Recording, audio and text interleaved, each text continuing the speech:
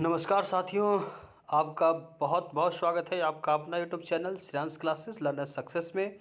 मैं हूं आपका मित्र, आपका साथी सुमंत कुमार। और आज आप सभी को पता है कि आज हमारे देश में बजट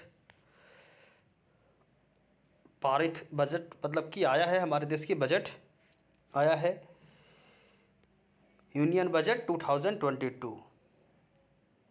तो बजट आती है तो देशवासियों को उससे बहुत सारी उम्मीद होती है। तो उम्मीद के साथ साथ ये हमारे सभी परीक्षा, विशेष करके पीसीएस और यूपीएससी जैसे एग्ज़ाम के लिए बहुत ही महत्वपूर्ण ये टॉपिक्स बन जाते हैं, क्योंकि इससे कई सवाल जो है हमारे परीक्षा में देखने को मिलता है। तो हम वो परीक्षा उपयोगी जो सवाल है जिससे बनते हैं उन टॉपिक को देखेंगे। और उसके अलावा जो महत्वपूर्ण जो बातें हैं आम आदमी से लेकर जो किसको बजट में क्या मिला और क्या बजट कहते किसे हैं, बजट जो है इसकी शुरुआत कैसे हुई, तो हम इसको संक्षेप में है ना सारी बातें आपको बताते चलेंगे। तो इसकी पीछे की कहानी सबसे पहले समझ लीजिए ना कि बजट जो है ना कि बजट जो है किस शब्द से बना हुआ है। फ्रांसीसी शब्द बुकेट से बना हुआ है ना कि फ्रांसीसी शब्द बुकेट से अर्थ होता है, जिसका अर्थ होता है चमड़े की थैली, है ना। तो इसे अगर बात की जाए तो अभी तक जवाहरलाल नेहरू से लेकर जसवंत सिन्हा ब्लैक ब्रीफकेस में बजट पेश करने पहुंचे थे। और और भी बात करें तो प्रणब की साल भर की वित्तीय। और अब बात करें इसमें कि मतलब कि बजट होता क्या है, तो बजट मतलब कि होता है कि मतलब कि साल भर के अंदर देश के अंदर अगर जो मतलब कि सरकार क्या करना चाहती है, सरकार कितना खर्च करेगी, किस चीज़ पे खर्च करेगी, है ना, ये करती है। तो साल भर की जो मतलब कि वित्तीय योजना को चमड़े के ब्रीफकेस में लाने की परंपरा ब्रिटेन में शुरू हुई थी, इसलिए इसे बजट कहा जाने लगा। और आपको बता ही दी कि जवाहरलाल नेहरू से लेकर जसवंत सिंह जो थे इसको ब्लैक ब्रीफकेस में बजट पेश करने पहुंचे थे, लेकिन प्रणब मुखर्जी ने ट्रेंड को बदला और वे रेड ब्राउन ब्रीफकेस के साथ बजट पेश करने लगे।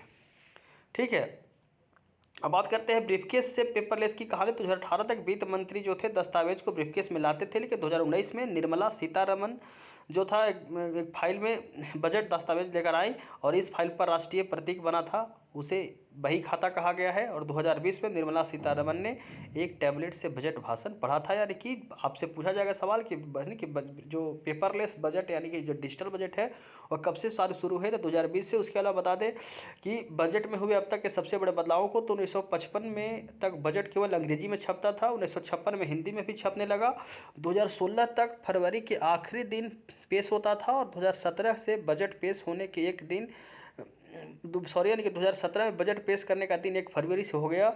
2016 तक जो रेल बजट जो थी और जो बजट जो थी सामान्य बजट जो थी वह अलग अलग मतलब पेश होती थी, जो 2017 से मतलब कि 2016 के बाद से मतलब कि एक साथ फिर से हो गई है ना। इसको ठीक है, इसको मतलब कि देवराय समिति जो थी इसको फिर से अलग एक कर दी है ना। अगर 2016 में सवाल पूछ बनता है यहाँ से कि किसने इसको एक किया, तो देवराय समिति के द्वारा रेलवे बजट को फिर से एक कर दिया गया। उसके अलावा 2017 में रेल बजट को आम बजट में मिला दिया गया, है ना। 2017 जो थी आपको पता है 2016 तक रेल बजट और जो सामान्य बजट जो थी वह अलग अलग पेश होती थी, लेकिन 2017 में फिर से एक हो गई। और 1999 से पहले तक आम बजट शाम 5 बजे पेश होता था, लेकिन 1999 में यह सुबह 11 बजे से पेश होने लगे। ठीक है, और आपकी जो महत्वपूर्ण बातें बता दें कि किस किस वित्त मंत्री ने मतलब कि इस बजट को कितनी बार पेश किया है, तो सवाल कई बार पूछा गया है, ठीक है ना। तो अभी तक आप जान लीजिए कि मोरारजी देसाई ने सबसे अधिक बार बजट पेश किया है, उसके बाद पी चिदम्बरम 9 बार, प्रणब मुखर्जी 9 बार, यशवंत राव चौहान 7 बार, सी डी देशमुख 7 बार, जसवंत सिन्हा 7 बार, मनमोहन सिंह 6 बार और टी रामकृष्णाचार्य ने 6 बार किया है। और एक बार और जान लीजिए कि पहली बार अगर वित्त मंत्री ने बजट पेश किया था तो इंदिरा गांधी थी। आपको लग रहा होगा कि अगर प्रधानमंत्री कैसे बजट पेश कर सकती है, तो ये आपको याद रखना चाहिए कि 1970 में इंदिरा गांधी जो थी पहली वित्त मंत्री थी। कहने का मतलब है कि वो 2015 यानी कि 1970 में मतलब कि प्रधानमंत्री के साथ साथ उनके पास वित्त मंत्रालय का भी कार्यभार था, तो इसलिए मतलब कि पीएम के रहते हुए मतलब वित्त मंत्री थी और उन्हें पेश किया था। तो आपसे अगर पूछा जाएगा अगर पहली सिर्फ वित्त मंत्री, तो आप निर्मला सीतारमण बताइएगा, है ना। यानी कि निर्मला सीतारमण ने 2000 अभी तक का जो सबसे लंबा जो भाषण था यानी कि 2 घंटे 40 मिनट का 2020 में दिया था। 1977 में एम एच पटेल ने, और सबसे कम शब्दों में आपसे कहा जाए तो यानी कि 1977 में एच एम पटेल ने 800 शब्दों में इसे अंतरिम बजट पेश किया था। ठीक है, अब बात करें इस बार के बजट को किसने तैयार किया है, तो टीवी सोमनाथन जो है वित्त मंत्रालय में एक्सपेंडिचर सेक्रेटरी हैं। और सोमनाथन ने कलकत्ता विश्वविद्यालय से अर्थशास्त्री में पीएचडी की है। सोमनाथन तमिलनाडु कैडर के 1980 के आईएएस अधिकारी हैं। ठीक है, तो इस बार इतना नहीं आपको याद रखना है कि टीवी सोमनाथन वित्त मंत्रालय के मतलब कि एक्सपेंडिचर अधिकारी हैं। उसके अलावा तरुण बजाज की बात करें, तरुण बजाज मंत्रालय के आर्थिक मामलों के सचिव हैं। ठीक है, तो वित्त मंत्रालय के पहले बजाज प्रधानमंत्री कार्यकाल में भी अपनी सेवाएं दे चुके हैं। ठीक है, वे हरियाणा कैडर के आईएएस बैच है। ठीक है, आगे बात करें जो देवाशीष पांडा की, देवाशीष पांडा जो है वित्त मंत्रालय के वित्तीय सेवा विभाग में सचिव पद पर कार्यरत है और वे उत्तर प्रदेश बैच के 1987 बैच के आईएएस कैडर है, आईएएस अधिकारी हैं। ठीक है, बजट में वित्तीय सेक्टर के सभी जुड़े जो ऐलान हैं उनकी जिम्मेदारी में आते हैं। अब इन पर वित्तीय बजट सिस्टम का स्थिरता रखने के लिए आरबीआई के साथ मिलकर काम करने की भी जिम्मेदारी होती है। उसके अलावा अजय सेठ ये आर्थिक मामलों के सचिव पद पर तैनात है। वे निर्मला सीतारमण के सभी बजट भाषणों का मसौदा यही तैयार करते हैं। सेठ कर्नाटक यानी कि अजय सेठ यानी कर्नाटक कैडर के 1987 बैच के आईएएस अधिकारी हैं। तुहिन कांत पांडे की बात करें तो बजट टीम में निवेश और सार्वजनिक संपत्ति प्रबंधन विभाग के सचिव तुहिन कांत पांडे का नाम भी शामिल है। यह ओडिशा बैच के 1987 बैच के आईएएस है। ठीक है, बात करते हैं क्या महंगा हुआ, तो स्टील क्रैप आयात पर कस्टम ड्यूटी बढ़ाई, 350 से ज़्यादा कस्टम ड्यूटी रियायतें खत्म हो गई। और सस्ता क्या हुआ, तो कृषि उत्पाद, केमिकल, टेक्सटाइल और मेटल, फोन चार्जर, यानी कहने का मतलब है मोबाइल कैमरा लेंस पर रियायतें, यानी कि ये सब चीज़ें सस्ती हुई हैं। Furniture, fitting, packaging, box, leather, garment, footwear पर छूट हुई है।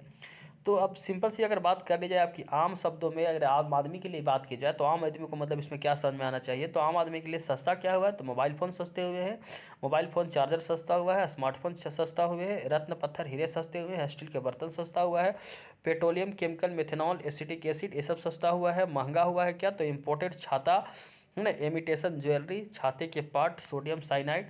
ठीक है, इनकम टैक्स की बात की जाए, इनकम टैक्स में क्या बात की गई है, तो इनकम टैक्स में इस बार कही गई है कि 2 साल के भीतर जो आईटीआर में गड़बड़ी हुई है उसको सुधार सकेंगे। टैक्स फ्री इनकम का दायरा नहीं बढ़ाया गया। अघोषित आय पर सेट ऑफ खत्म कर दिया गया है। इनकम टैक्स का जो स्लैब था पिछली बार, उस इनकम टैक्स में कोई छेड़छाड़ नहीं हुई है, मतलब कोई बदलाव नहीं हुआ है, यानी कि 2.5 लाख तक वही जो है कि आपको जो 0% जो था वही रहेगा, यानी कि 2.5 से 5 लाख तक के 5% है ना, 5 से 7.5 तक लगे 20% से, मतलब कि 10% है, 7.5 लाख में मतलब 20% से मतलब घटाकर 15% हुआ है, जो मतलब पिछले साल वाला है भी जो स्थिति है। 10 से 12 लाख वाले के बीच में वही जो था वही है, बाकी आप देख सकते हैं। चलिए आगे देखते हैं कि क्या बदलाव हुए हैं उसके अलावा। और तो 2011 से 18 के बीच में क्या बदलाव हुआ है, तो 2011 में क्या थी कि छूट की सीमा 1.60 लाख से बढ़ाकर 1.80 लाख रुपए कर दी गई। वरिष्ठ नागरिकों के लिए छूट सीमा 2,40,000 से 2,50,000 कर दी गई। 80 साल और उससे अधिक उम्र के वरिष्ठ नागरिकों की 5 लाख तक की इनकम टैक्स फ्री। उसके अलावा 2011-12-13 से यानी कि तो आपको देखना है कि इस बार इनकम टैक्स रिजीम जो जोड़ा गया था, इसके बाद से करदाता को टैक्स देने को विकल्प दिए गए थे। आज़ादी के बाद यानी कि 1949-50 के बजट में तय हुई इनकम टैक्स की दरें, ये भी जो महत्वपूर्ण। आगे बात करें स्वास्थ्य में, तो कोरोना में मेंटल हेल्थ पर असर पर फोकस, यानी कि टेली मेंटल हेल्थ प्रोग्राम, यानी कहने का मतलब है कि सरकार का एक कहते हुए कि मतलब कि कोरोना काल में मतलब कि लोगों को मेंटल हेल्थ जो है प्रभावित हुआ है, इसलिए मतलब कि इनके स्वास्थ्य की सुविधाओं को देते हुए मतलब कि टेली मेंटल हेल्थ प्रोग्राम चालू करेगी, जिस कारण से मतलब कि वे फ़ोन टेली मेंटल में समझ सकते हैं कि टेली मतलब कि आप दूरस्थ रहकर भी मतलब डॉक्टर से इसका समाधान ले सकते हैं। और नेशनल डिजिटल हेल्थ मिशन इसके तहत लॉन्च होगी।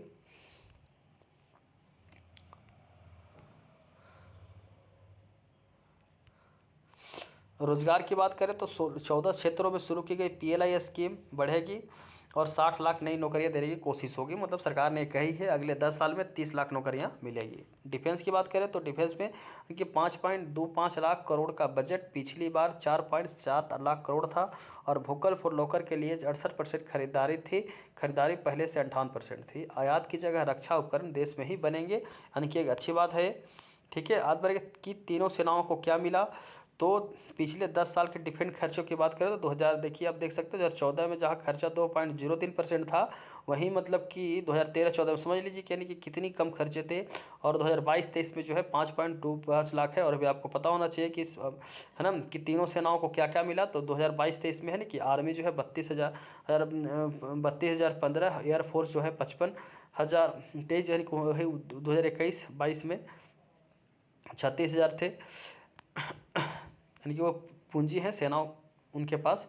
बात करते हैं कि अभी मतलब डिफेंस यानी कि सवाल के माध्यम से देखें तो बहुत ही महत्वपूर्ण है कि डिफेंस बजट पर सबसे ज़्यादा खर्च करने वाले टॉप देशों में भारत का स्थान तीसरा है, यानी कि अमेरिका, चीन, और इसके बाद भारत जो है तीसरा स्थान पे आता है, चौथा स्थान पर रूस है ना। यानी कि भारत समझ लीजिए यानी कि भारत का कितना गुना पाकिस्तान से अगर आप बात करना चाहें तो भारत जो है डिफेंस पे 72.9 मिलियन जो डॉलर खर्च करती है, और जिसमें अपने जीडीपी का जीडीपी का अपना 2.9% खर्च करती है। वहीं जो है जीडीपी का 4% खर्च करते हुए पाकिस्तान जो है 8.5 मिलियन डॉलर ही खर्च करती है, तो अब बात करती है हमसे।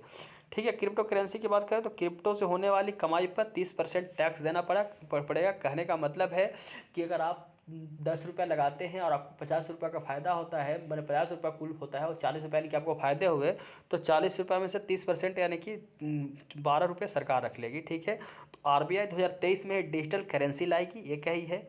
तो डिजिटल करेंसी क्या होती है इसको समझ लीजिए, समझने वाली बात है ना। और इसका में ब्लॉकचेन की तरह इस्तेमाल होगा, यानी कि एक विभिन्न कड़ियों द्वारा, जिस कारण से आपको सुरक्षा प्रदान होगा। 2023 में अगर बात करें कि डिजिटल करेंसी क्या होता है, तो डिजिटल करेंसी समझ लीजिए। डिजिटल करेंसी कहने को आपको लगता होगा कि अगर आप किसी मोबाइल दुकान पर जाते हैं, दवा हो गया, सब्जी हो गया, राशन हो गया, आपको लगता है कि हम तो यार डिजिटल पेमेंट करते ही हैं। लेकिन ऐसा नहीं कि आप डिजिटल पेमेंट करते हैं तो डिजिटल पेमेंट में क्या होता है कि आपके अंदर जो मतलब कि जो पैसा है आपके अकाउंट के अंदर, उसको देख के साथ साथ आप कैश में निकाल सकते हैं आप, है ना। उसको लिए आरबीआई को उतना पैसा छापना पड़ता है, यानी कि देश के अंदर जितनी पूंजी होती है ना। लेकिन डिजिटल में क्या होगा कि सिर्फ आप पैसे देख सकते हैं, यानी कि आप सिर्फ डिजिटली पेमेंट कर सकते हैं, आपके पास कैश उसका नहीं होगा। ठीक है, तो यानी कि डिजिटल पेमेंट लाने की बात कही है। उसके बाद बात करें तो डिजिटल करेंसी से क्या होगा फ़ायदा, है ना। तो कहने का मतलब डिजिटल करेंसी से क्या होगा फ़ायदा, यानी कि बताइए सरकार ने कि कैशलेस इकोनॉमी, कैश पर निर्भरता काफ़ी हद तक कम हो जाएगी, सेटलमेंट तेज होगा, डिजिटल करेंसी से ट्रांजैक्शन जल्दी पूरे होंगे, भ्रष्टाचार करेंसी की ट्रैकिंग होगी जिससे उसे छिपाया नहीं जा सकेगा, कॉस्ट इफेक्टिव करेंसी नोट छापने और ट्रांसपोर्टेशन का खर्च बचेगा, टेरर फंडिंग, क्रिप्टो करेंसी पर लगाम लगेगी जो टेरर फंडिंग रोकने में मदद मिलेगी। डिजिटल पेमेंट के इन आंकड़ों पर नज़र डालते हैं तो भारत जो है 40% जो है, यानी कि इसलिए सरकार क्या कह रही है ना कि देखिए भारत जो है डिजिटल करेंसी जो है कि अभी कितना आगे पहुंच चुका है। इसलिए भारत ने यह तय किया कि 40% जो ई कॉमर्स जो पेमेंट है, ई कॉमर्स समझते हैं आप, जैसे फ्लिपकार्ट, अमेजन वगैरह से जो खराब जो खरीदारी करते हैं, यानी कि उस पर जो पैसे आप खर्च करते हैं, तो 40% भारतीयों ने मतलब कि वहाँ पे डिजिटल पेमेंट के माध्यम से, ना कि डिजिटल वॉलेट होता है ना, डिजिटल वॉलेट से खर्च किया है। और वहीं देख सकते हैं यूके जैसे विकसित देश में मात्र 9% जो है ये पेमेंट से जो है ना कि स्वीडन में 50% टेलर, तो भारत इसमें बहुत आगे है। जापान में है 28%, उतना हम नहीं जानेंगे, लेकिन आपको इतना कुछ डेटा मुझे समझाना था, है ना। और दक्षिण कोरिया में तो 96% पेमेंट कैशलेस होता। तो इन सब से भारत, इन सब से आप बेहतरी स्थिति में है ना कि कोरिया मात्र एक है ना, कोरिया और स्वीडन कुछ भारत से आगे है। ठीक है, डिजिटल करेंसी में चीन से 6 साल पिछड़ गया है भारत, क्योंकि है ना, इसलिए जाना जरूरी है क्योंकि 2014 में चीन ने केंद्रीय बैंक के सीबीडीसी रिसर्च ग्रुप बनाएगा, 2020 में पायलट प्रोजेक्ट शुरू करेगा।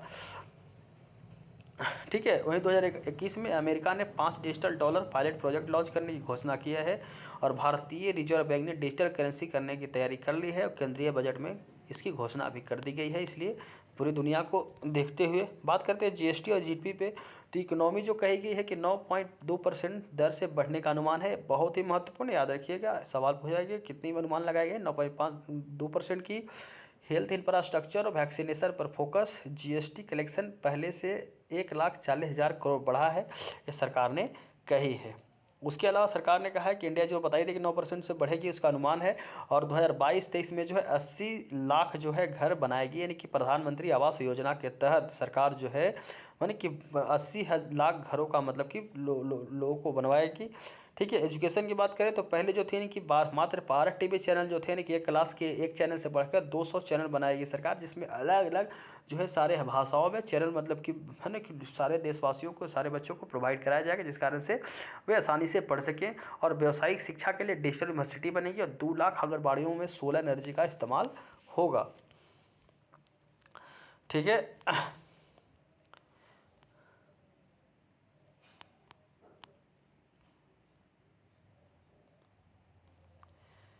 ये बात तो बताई दी हमने आपको।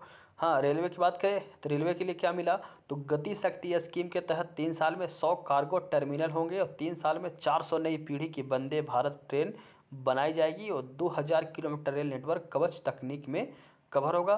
तो एक बहुत ही बड़ी बात है, सरकार एक करती है। तो उसके अलावा उसमें और समझ लीजिए कि हरियाणा में पलवल यानी कि आयर और न्यू पृथल के बीच 97.98 करोड़ की लागत से अम्ब्रेला कार में अंतर्गत कनेक्टिविटी का निर्माण होगा।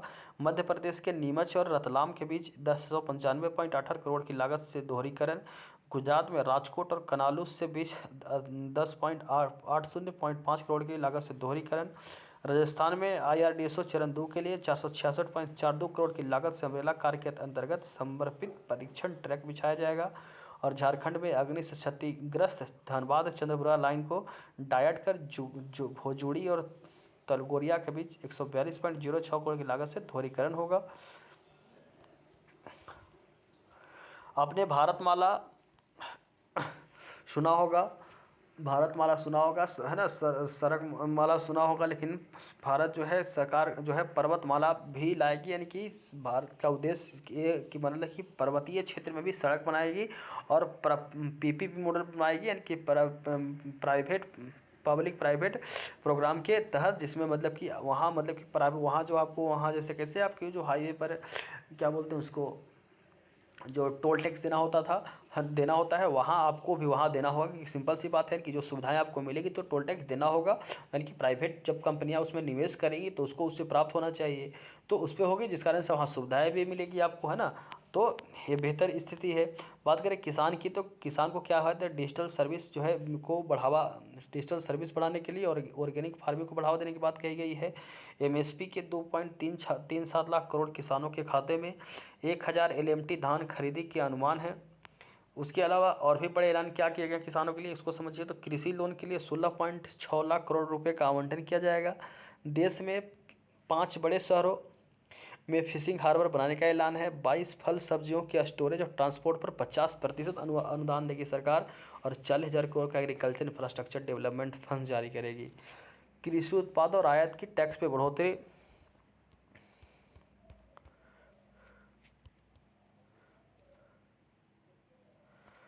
उसके अलावा मतलब कि वही पता है, जो प्रोमोटिंग जो थी value addition and the sustainability farming में कहा गया है कि सरकार जो है chemical free natural farming starting करेगी, है ना, कि लैंड क्लोज रिवर गंगा। उसके अलावा promoting post harvest value addition consumption and branding the millet products, यानी कि जो बाजरा को मतलब बढ़ाने के लिए बाजरा दिवस भी मनाएगी। और मतलब कि केन बेतवा लिंक प्रोजेक्ट बनाकर 9.1 लाख हेक्टेयर जो है खेतों तक पानी पहुंचाएगी, ये सरकार ने कही है, बन भी रहा है जिसका। और उसके अलावा जो duty on the certain input required for the shrimp पे कल्चर एक्वा कल्चर पे जो विभिन्न जो ड्यूटीज लगती हैं, कर लगती हैं, उस पर कमी की जाएगी। बात करें आम आदमी के लिए, तो गरीबों के लिए 48,000 करोड़ से 80 लाख घर बनेंगे। पहले बताया आपको, शहरी इलाकों में PM आवास योजना को भी बढ़ावा मिलेगा। 1.5 लाख घरों में कोर बैंकिंग ATM सुविधा भी मिलेगी। MSME की बात करें, यानी कि medium micro small medium enterprises के लिए, यानी कि 5 साल में 6,000 करोड़ रुपए, यानी कि सरकार देगी उद्योग को। 5.57 लाख करोड़ से बढ़कर 7.55 लाख करोड़ का प्रावधान है। निवेशकों की क्षमता बढ़ाई जाएगी, सरकार मदद करेगी इसके लिए। 2022-23 में पासपोर्ट शुरू किए जाएंगे, यानी कि जो आपको पासपोर्ट कागजी होते थे, आपको पासपोर्ट जो है डिजिटली मिलेंगे। यह RFID बायोमेट्रिक्स पर काम करेगा और ऐसे पासपोर्ट में इलेक्ट्रॉनिक माइक्रोचिप भी लगी होगी। महिलाओं के लिए खास किया जाए तो यानी कि क्या हुआ, तो पॉलिश किए गए हीरे सस्ते किए गए। रत्नों पर सीमा शुल्क घटाकर 5% किया गया। मिशन शक्ति, मिशन वात्सल्य और सक्षम आंगनबाड़ी और पोषण 2.0 जैसी योजनाएं जो है शुरू की गई हैं। इंफ्रास्ट्रक्चर की बात करें, 2025 तक सभी गांवों में ऑप्टिकल फाइबर को से जोड़ी जाएगी। नेशनल हाईवे 25,000 किलोमीटर तक बढ़ाए जाएंगे। हाईवे के लिए 20,000 करोड़ का प्रावधान है और सेज के लिए कस्टम नियम आसान किए जाएंगे।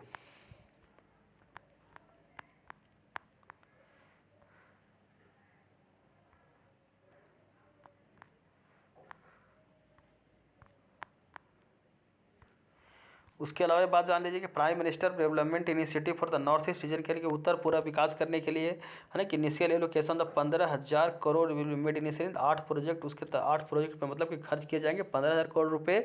और इस प्रोजेक्ट में जो है पीएम गति शक्ति और सोशल डेवलपमेंट प्रोजेक्ट जो होगी इस आधार पर वहाँ काम होंगे। उसके अलावा implemented through the north eastern council जो है वहाँ मतलब कि जो उत्तर पूर्वी क्षेत्र में जिस प्रकार से आपने देखा होगा चीन जो है सीमावर्ती इलाकों में गाँव बसा रही है ना, यानी कि भारत को काउंटर करने के लिए, इसलिए भारत सरकार भी मतलब चीन को भारत पे दबाव बनाने के लिए तो काउंटर करने के लिए इस पे वहाँ भी सरकार खर्च करेगी और वहाँ भी मतलब कि अपने गाँव को बसाएगी और तमाम सुविधाएं प्रदान करेगी। क्योंकि आपको पता है यहाँ साफ साफ लिखा हुआ है ना कि border village with the sparse population limited connectivity और infrastructure to be converged under the vibrant village programme के तहत मतलब कि वहाँ गाँव बसाई जाएगी। Additional funding for activities like construction of village infrastructure है सब पे विभिन्न जो है ना कि एक्स्ट्रा जो अतिरिक्त खर्च जो है फंडिंग होगी है ना विलेज इंफ्रास्ट्रक्चर पे, housing, tourism centre, road connectivity जहाँ मतलब कि लोगों की आवाजाही बढ़े है ना, इस पर ध्यान दिया जाएगा। उसके बाद बात करें तो बैंकिंग की, तो राज्यों को 1 लाख करोड़ की आर्थिक मदद दी जाएगी। 2021-22 में कुल खर्च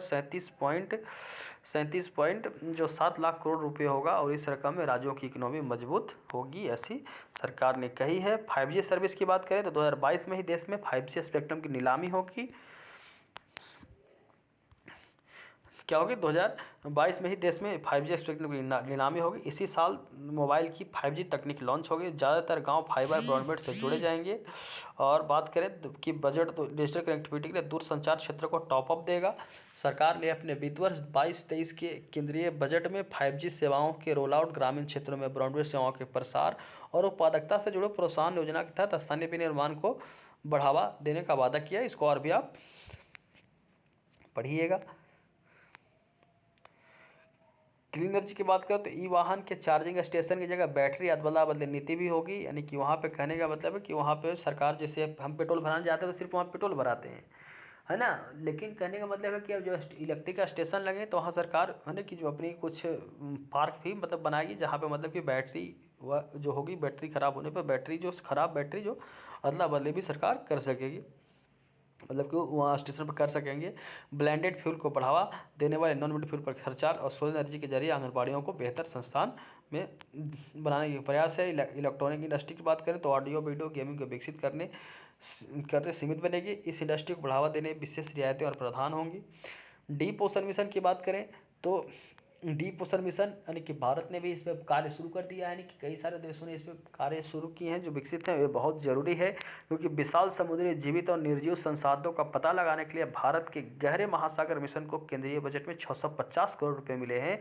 और पृथ्वी विज्ञान मंत्रालय के अभी आपने सुना होगा, जैसे आपने अंतरिक्ष मिशन सुना होगा है ना कि दुनिया जो है अंतरिक्ष हो गया, दूसरे ग्रहों पर तलाश कर रही है, तो उसके अलावा इस पर भी तलाश कर रही है क्योंकि समुद्र के अंदर आप सभी को पता है कि होना चाहिए कि कितनी बड़ी संसाधन जो है छुपी हुई है होती है और बहुत उपयोगी हो सकती है हमारे लिए। तो सरकार ने इस पर भी काम की जो है शुरू किया है।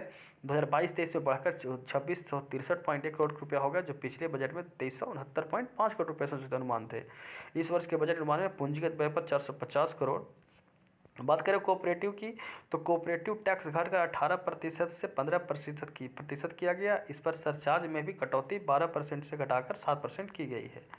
राजकोषीय घाटा की बात करें तो राजकोषीय घाटा 9.9% होने का अनुमान पिछले साल 6.8 था और अर्थव्यवस्था में 9.2% की दर से बढ़ोतरी होने पर अब तक सबसे ज़्यादा है। क्या है जो अब तक की सबसे ज़्यादा है। और राजकोषीय घाटा जो है 6% 9% का अनुमान और पिछले साल 6.8 था।